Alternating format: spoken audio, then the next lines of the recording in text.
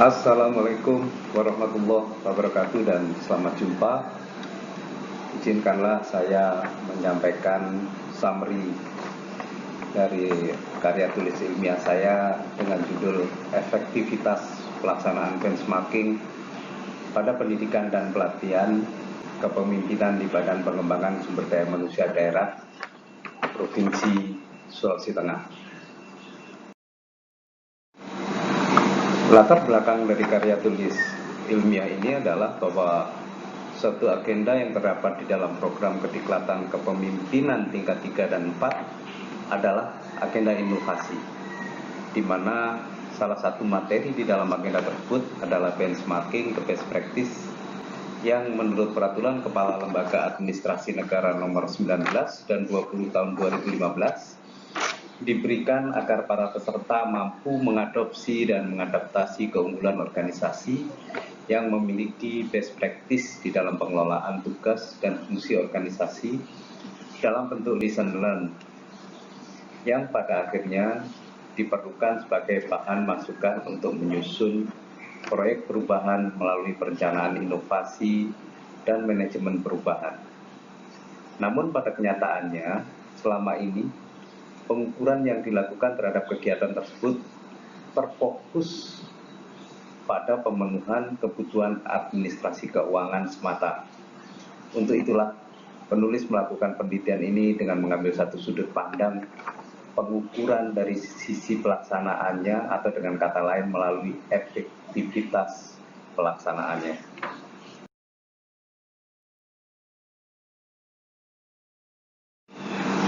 Terdapat dua penelitian terdahulu yang menjadi rujukan dari karya tulis ini.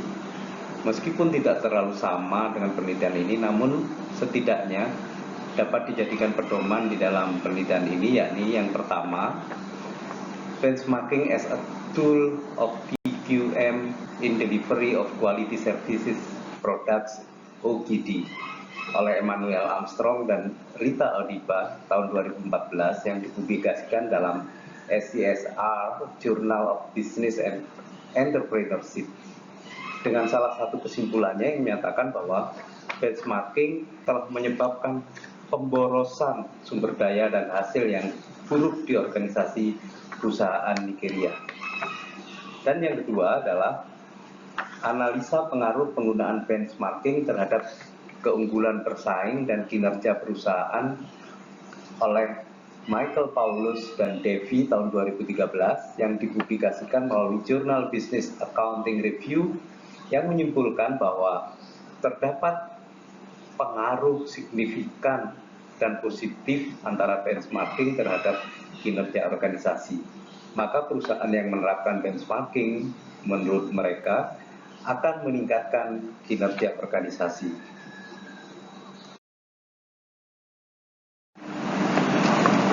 Adapun hasil temuan yang bernilai kebaruan menurut penulis di sini adalah memang sangat sederhana, bahwa selama ini keluaran dari kegiatan benchmarking seolah-olah tanda petik hanya yang terkait erat dengan administrasi keuangan semata.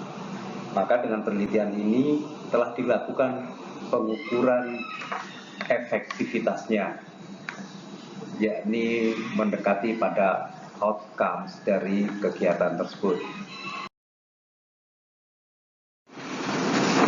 Hasil temuan dari penelitian ini dengan menggunakan rujukan kriteria efektivitas yang dikemukakan oleh Gibson dan kawan-kawan tahun 2012 dalam bukunya yang berjudul Organization Behavior Structure Process, antara lain dapatkan yang pertama, tujuan dari kegiatan benchmarking yang dilaksanakan oleh penyelenggara memiliki kejelasan. Hal ini karena pelaksanaan kegiatan benchmarking dimaksudkan supaya peserta pendidikan dan pelatihan kepemimpinan dalam pelaksanaan pembuatan proyek perubahan mencapai sasaran yang terarah dan tujuan dalam pembuatan proyek perubahan dapat tercapai dengan baik. Melalui pelaksanaan benchmarking, para peserta pendidikan dan pelatihan yang dalam hal ini adalah reformer mampu menggali ide-ide dan masukan bagi penulisan proyek perubahan mereka. Yang kedua, berdasarkan kejelasan strategi pencapaian tujuan para reformer memiliki strategi sebagai cara dalam melakukan berbagai upaya dalam mencapai sasaran-sasaran yang ditentukan berkaitan dengan proyek perubahannya. Sebagaimana hasil penelitian ini, para reformer tidak tersesat dalam pencapaian tujuannya ketika mengikuti benchmarking. Yang ketiga, dari segi proses, analisis, dan perumusan kebijakan yang mantap berkaitan dengan tujuan yang hendak dicapai dan strategi yang telah ditetapkan, penyelenggara memiliki sejumlah kebijakan yang mampu menjembatani tujuan-tujuan dengan usaha-usaha pelaksanaan kegiatan operasional benchmarking. Para reformer diberikan informasi dan penjelasan mengenai lokus yang akan dituju. Keempat, kematangan perencanaan. Badan Pengembangan Sumber Daya Manusia Provinsi Sulawesi Tengah memiliki perencanaan yang matang berkaitan dengan kegiatan benchmarking yang dilaksanakan. Pada hakikatnya, para reformer mampu memutuskan hal yang akan dikerjakan setelah selesai pelaksanaan kegiatan benchmarking berkaitan dengan proyek perubahannya. Kelima, dari segi penyusunan program yang tepat, Badan Pengembangan Sumber Daya Manusia Provinsi Sulawesi Tengah mampu menyusun program kegiatan benchmarking dengan tepat dan optimal. Hal ini karena satu rencana yang baik masih perlu dijabarkan dalam program-program pelaksanaan yang tepat, sebab apabila tidak, para reformer akan kurang memiliki pedoman bertindak dan bekerja selama kegiatan benchmarking berlangsung. Yang keenam, Badan Pengembangan Sumber Daya Manusia Provinsi Sulawesi Tengah mampu melakukan kegiatan benchmarking dengan mempertimbangkan ketersediaan sarana dan prasarana lokus yang akan dituju. Salah satu indikator efektivitas pelaksanaan suatu kegiatan adalah kemampuan operasional yang berjalan secara produktif dengan sarana dan prasarana yang tersedia dan mungkin disediakan oleh lokus kegiatan. Para reformer mampu menggali ide-ide dan masukan demi kelancaran penulisan proyek perubahannya. Yang ketujuh, pada akhirnya pada saat awal dan setelah kegiatan benchmarking berlangsung, Badan Pengembangan Sumber Daya Manusia Provinsi Sulawesi Tengah harus menerapkan sistem pengawasan dan pengendalian yang bersifat mendidik. Hal ini perlu dilakukan karena mengingat sifat reformer yang tidak sempurna, maka efektivitas pelaksanaan kegiatan benchmarking menuntut terdapatnya sistem pengawasan dan pengendalian.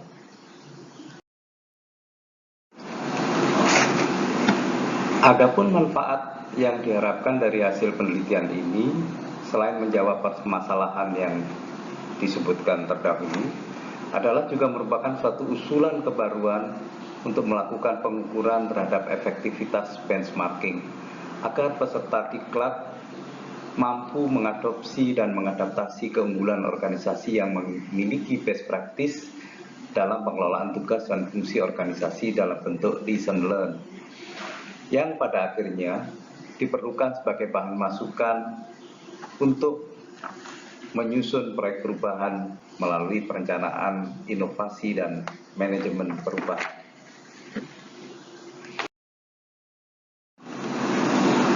Penelitian ini merupakan penelitian deskriptif kualitatif dengan subjek penelitian adalah peserta atau reformer pendidikan dan pelatihan kepemimpinan tingkat 3 dan tingkat 4 Provinsi Sulawesi Tengah.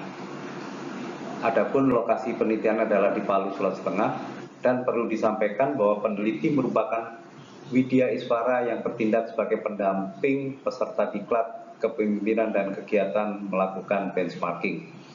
Waktu yang digunakan peneliti untuk menyelesaikan pelaksanaan kegiatan penelitian dimulai dari bulan April 2018 sampai dengan bulan Agustus 2019, yaitu terdiri dari pengumpulan data, pengolahan data, analisis data, dan penulisan artikel. Untuk kesimpulan, bahwa benchmarking pada pendidikan dan pelatihan kepemimpinan yang dilaksanakan di Badan Pengembangan Sumber Daya Manusia Daerah Provinsi Sulawesi Tengah telah dilaksanakan dengan efektif sesuai 7 ukuran yang disampaikan pada Gibson et al. 2012. Meskipun ada masukan dari sebagian informan pada proses analisis dan perumusan kebijakan bahwa dalam pemilihan lokus yang dituju lebih terarah, sehingga mereka mampu menggali ide-ide atau masukan berkaitan dengan inovasi yang akan dibahas dalam proyek perubahan. Dari sini penulis juga memberikan saran atau rekomendasi. Yang pertama, untuk lembaga administrasi negara ke depan agar melaksanakan pelaksanaan benchmarking diberikan standar pengukuran tentang keberhasilannya. Kemudian yang kedua, untuk kegiatan benchmarking selanjutnya disarankan kepada Badan Pengembangan Sumber Daya Manusia Daerah Provinsi Sulawesi Tengah selaku penyelenggara benar-benar mempertimbangkan lokus yang akan dituju secara lebih terarah sehingga para reformer benar-benar merasakan dengan baik ketika mencari dan mengungkap ide-ide yang dan masukan demi kelancaran pembuatan proyek perubahannya. Untuk penelitian selanjutnya, ini yang bagian yang ketiga, dapat dilakukan secara mixed method, baik sequential maupun concurrent, sehingga gambaran mengenai efektivitas pelaksanaan kegiatan benchmarking dapat diperoleh secara lebih menyeluruh. Sebagai contoh, faktor-faktor penentu niat atau motivasi reformer dapat mengikuti benchmarking atau menyelesaikan proyek perubahannya. Demikian paparan ini disampaikan, namun sebelum mengakhirinya perkenankan saya menyampaikan ucapan terima kasih yang tak terhingga kepada kedua reviewer saya, yakni Dr. Baseng Master of Education dan Dr. Aspina Master Pendidikan atas review dari penulisan ini. Dan akhirnya saya mengucapkan terima kasih atas perhatiannya. Billahi taufik wal hidayah. Wassalamualaikum warahmatullahi wabarakatuh.